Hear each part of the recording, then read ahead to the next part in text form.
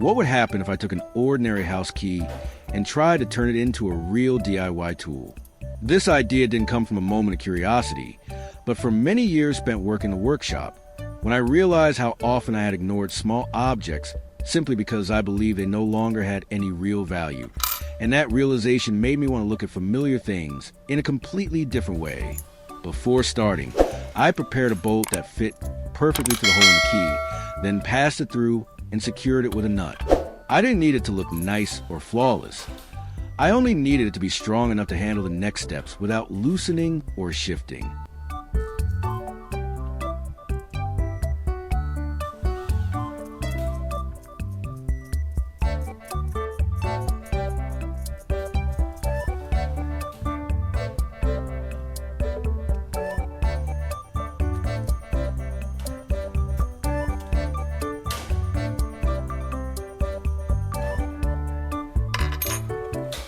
Next, I took a terminal connector, and for this project, I only needed one side of it. This is a common component that's easy to find in most electrical supply stores.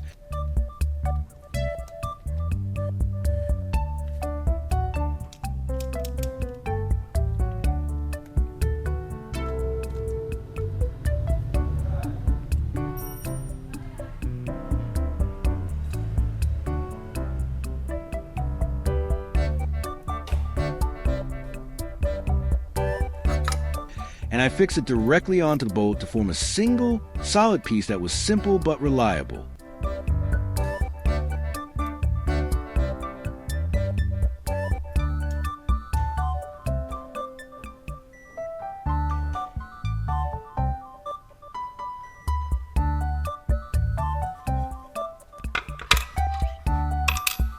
At this point, I gathered a few used batteries and selected a 1.5 volt cell, then removed the outer casing to extract the carbon rod inside. This carbon rod is normally used as an electrode in batteries, known for its heat resistance and its ability not to melt quickly when current flows through it. And those properties made it ideal for turning into a DIY soldering tip for small, quick jobs.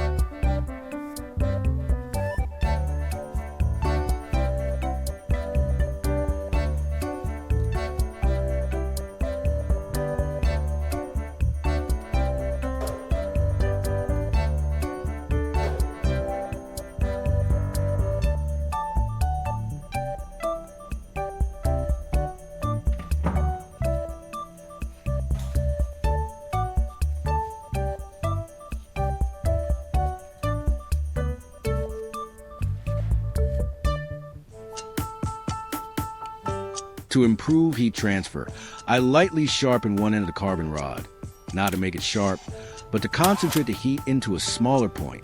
This helps with precision when working on very small metal parts. I then attached the carbon rod to the prepared connector and secured it firmly so it wouldn't move during use.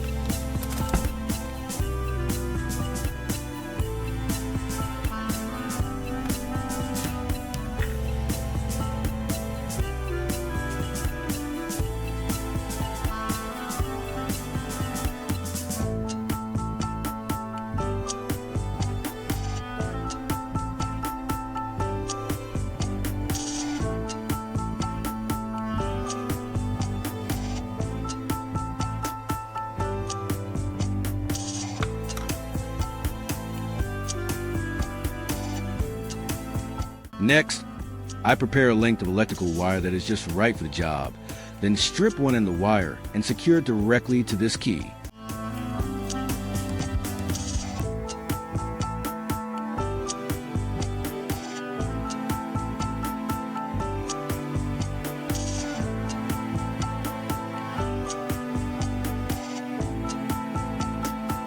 If you're watching from a different country than mine, leave a comment telling me where you're from and what kind of items you usually reuse in your workshop or at home.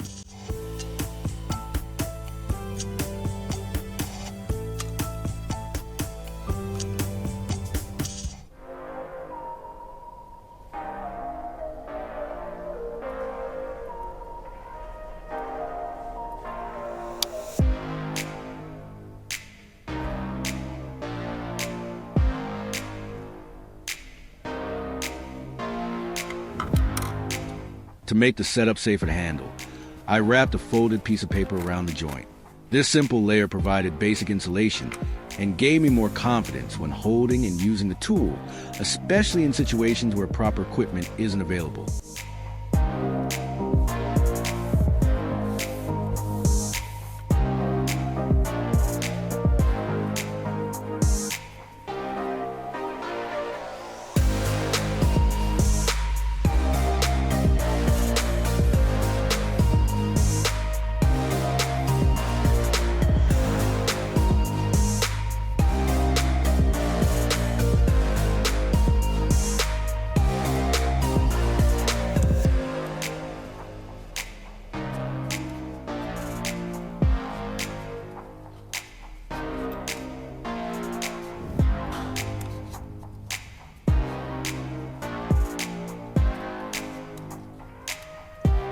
Next, I use a piece of PVC pipe of the right size to act as a handle for this mini soldering iron. I adjusted the thickness of the paper wrap, so everything fits snugly inside the pipe.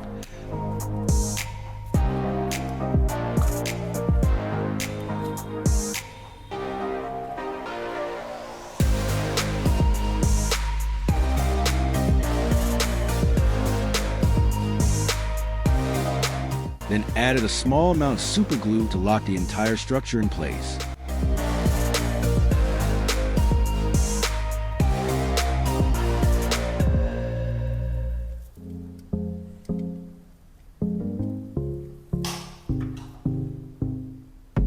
At this point, the loose parts were starting to look like a real tool. On the other end of the wire connected to key, I attached an alligator clip to make connecting power easier.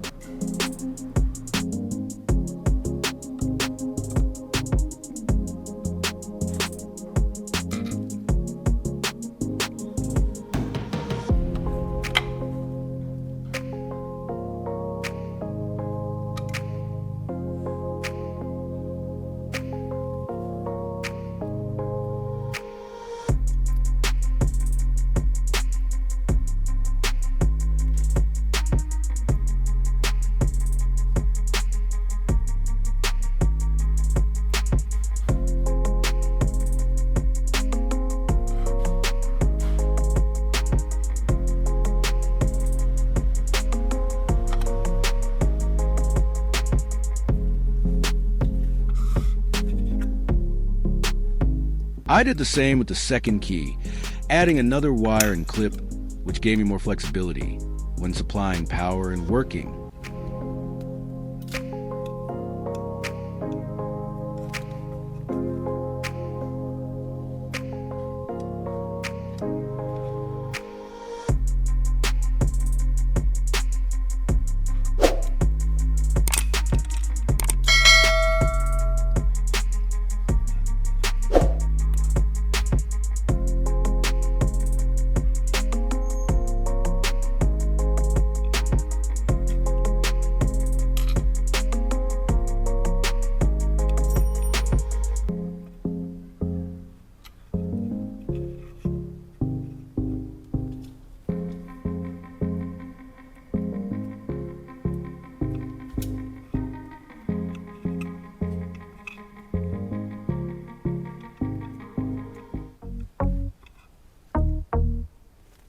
To power this mini soldering iron, I use a 12-volt car battery, connecting the red wire to the positive terminal and the blue wire to the negative terminal.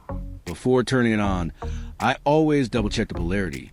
Not because I'm worried about damaging the tool, but because small details like this are always worth extra attention.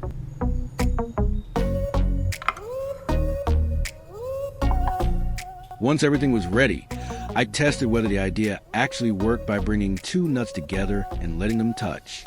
I paused briefly to observe, not expecting anything dramatic, just to see whether the joint would form the way I had imagined.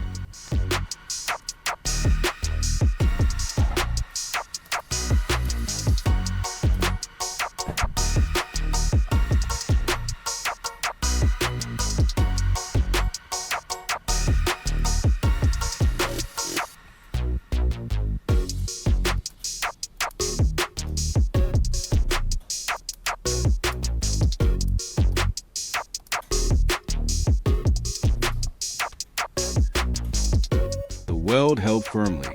I picked it up and looked at it more closely, not because it was perfect, but because that moment confirmed that the original idea was correct and could work in real life.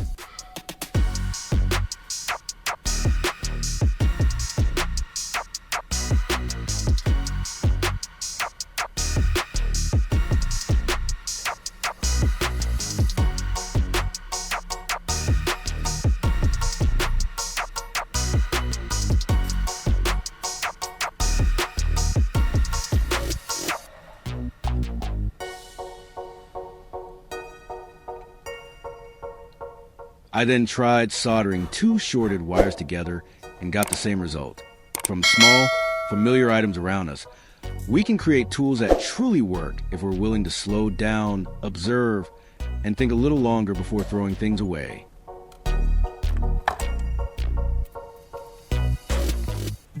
Thank you for staying until the end of the video, and I'll see you again in the next story from the workshop.